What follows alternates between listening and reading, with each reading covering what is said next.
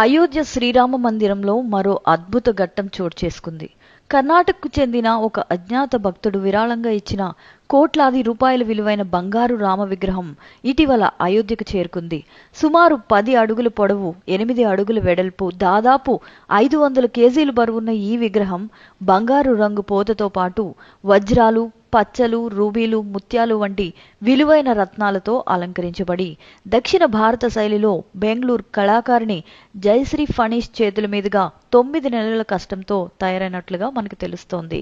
అంచనా విలువ 25 నుంచి 30 కోట్ల రూపాయల మధ్య ఉండగా కర్ణాటక నుంచి 1750 కిలోమీటర్ల ప్రత్యేక ప్రయాణం చేసి డిసెంబర్ 23న అయోధ్య రామమందిర సముదాయానికి చేరుకుంది. ఈ విగ్రహాన్ని అంగడ్ తీలా ప్రాంతంలో ప్రతిష్ఠించనున్నారు. రామ్లల్లా ప్రాణ ప్రతిష్ఠ 2వ వార్షికోత్సవం సందర్భంగా దీన్ని ఆవిష్కరించే అవకాశం ఉంది. విరాళదాత గుర్తింపు అయితే ఇంకా బయటపడలేదు, కానీ ఈ అద్భుత విగ్రహం లక్షలాది భక్తులకు కొత్త ఆకర్షణగా నిలుస్తుంది అనడంలో సందేహం లేదు.